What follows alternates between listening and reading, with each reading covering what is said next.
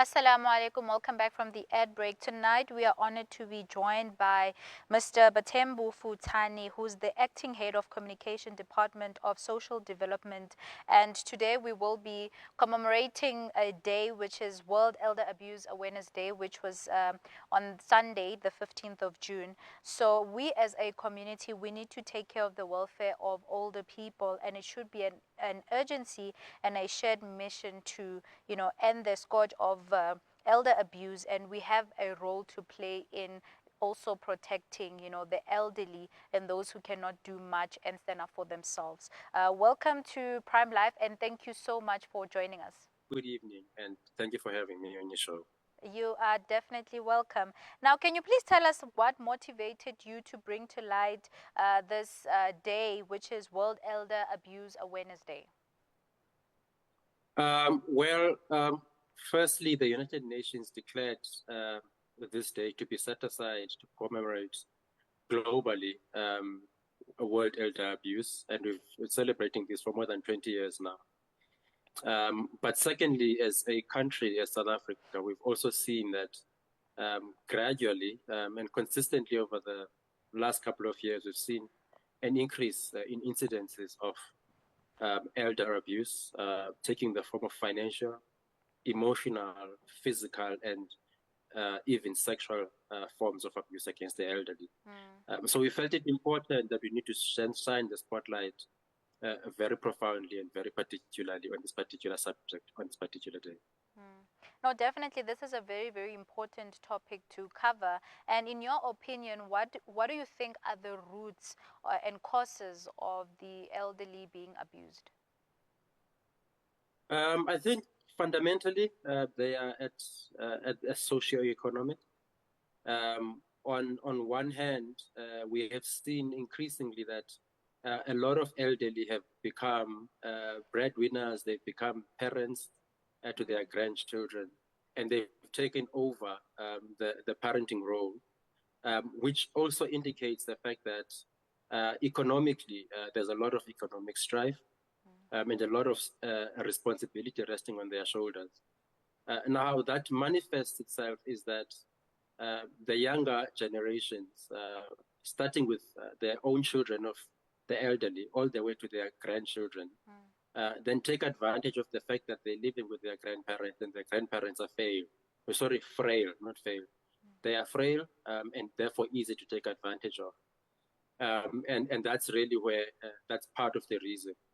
But also there's been, one could say there's perhaps a breakdown in social morals and social norms. We grew up in a society that was saying that a child is raised by a community. And those values no longer hold through. And particularly that back in the day, it was sacrosanct to show respect to the elderly.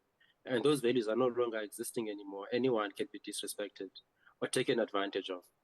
So I think that combination of things, on the one hand, the socio-economic factors, unemployment, poverty, but also on the other hand, just the degradation of social norms that used to honor and respect the elderly, together combine to put the elderly at risk of the abuse that we're seeing them suffering now. I mean, definitely from what you have mentioned, clearly there's a lot of, societal and, systematic systems that are contributing to the elderly being abused. Now, there's a lot of stigmas that go around speaking up, especially from the elderlies. It's not something that they know how to do very well in terms of saying that, you know what, I'm being abused, because there's a lot of shame around it. How can these elderly people, open up, and what support can we show them so that they can start speaking up against the abuse that is incurred on them? I think socially, I think the most powerful platforms available to the elderly are social.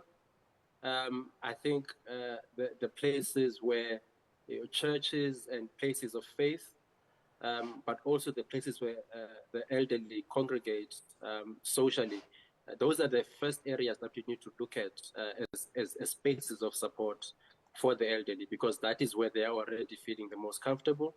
But there's also the areas where they are also with their peers, and they can share common common struggles, as it were, and also these issues.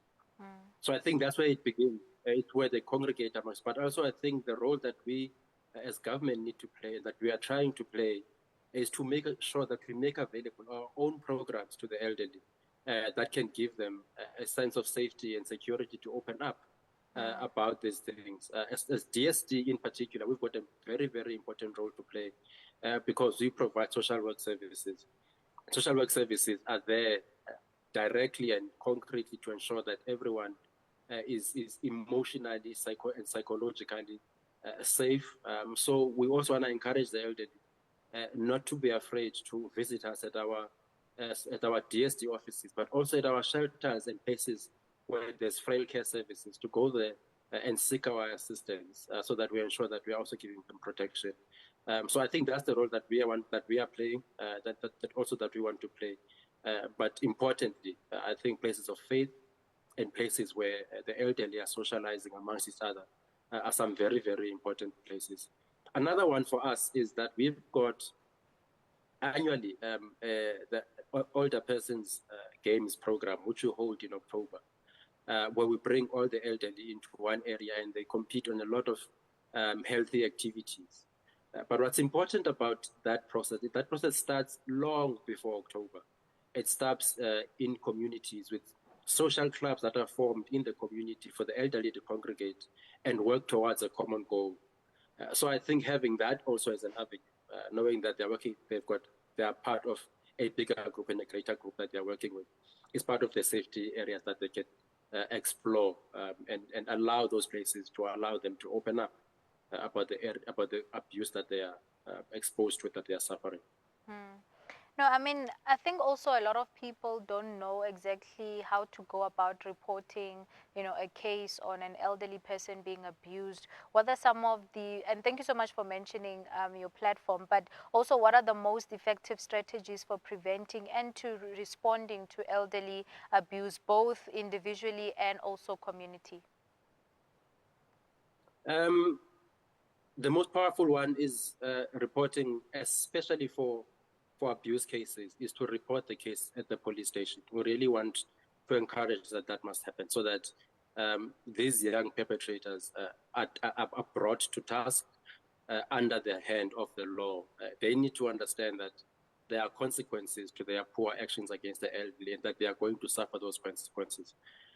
Even if it means that the elderly person themselves are not the one who are reporting themselves the case to the police station, but there's family that lives with the elderly people that know what is going on in the household, and they can go and report these cases, and they can do so anonymously too. So that's the first one. The second one, as I mentioned already, are our social workers.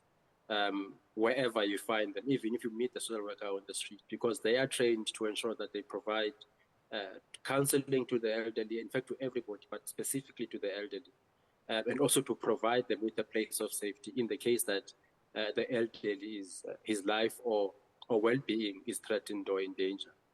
That's the second one. Third one that we also want to speak about is also clinics and places of health, because we know that the elderly, as we grow older, we start having the kind of illnesses that the elderly obviously are confronted by. For example, we've got cases and examples in our other areas where traditionally, when such things as Alzheimer's and dementia start with their onset on the elderly, traditionally they are seen to be proponents of witchcraft, because at that point in time, the elderly person is probably expressing themselves in a way that they are not fully conscious of. And that also leads to their abuse, because we think that they're practicing witchcraft and they get attacked and they get murdered for it. And so we know that these things are happening in communities. And some of these things, the elderly are going to go to a place of health, whether it's a clinic or a hospital or a doctor. And we want to say that when they get to those places, they must use them also to report, because even in those areas, we are working together with the Department of Health and the South African Police Service, so that we get a full view of where the elderly are reporting their cases and how we can assist them. So yes, I would say those are the areas that we believe that elderly must go to the police station to report these cases as a social development, but also whenever they come into contact with the Department of Health, even the Department of Education as well, as they send their children to schools or their grandchildren to schools, they can report their cases to the school, whether it's a school teacher or a school principal or any one of those grounds, and they will then get in touch with us as DSD, and we'll then be able to intervene. Mm. And before I let you go, as we conclude our discussion, what final words would you like to give to our viewers in terms of what we can do to stop elderly abuse and also the need for collective action? I think the simplest message is to say that let us all be vigilant, one, but also let us all become activists in our communities. We must move away from the idea that what happens in a particular home must remain that particular home, and take responsibility for each other in our communities and expose things that we know are not going well in certain homes or certain localities as members of the community. Because in most cases, if communities were to intervene and assist in those cases, we'd have fewer cases. It is only because people believe and know that when something happens in the privacy of the home, somewhere, somehow, they've got some immunity to continue with the roles that they're doing because no one is going to say anything about it. So we want to ask for vigilance. We also want to ask for community activism to ensure that we build safe communities and safe households and safe homes for everyone, including the elderly. I mean, this has been a very beautiful conversation, in just bringing awareness to, the problem that we are struggling with in South Africa and globally, which is elderly abuse. So thank you so much for helping us bring awareness to this day that took place on Sunday. But I think this is a very important discussion, and I hope that our viewers at home, as a collective, will take action with the steps that you have provided so that we can help the elderly. So thank you so much for your time. Thank you so much for having me as well.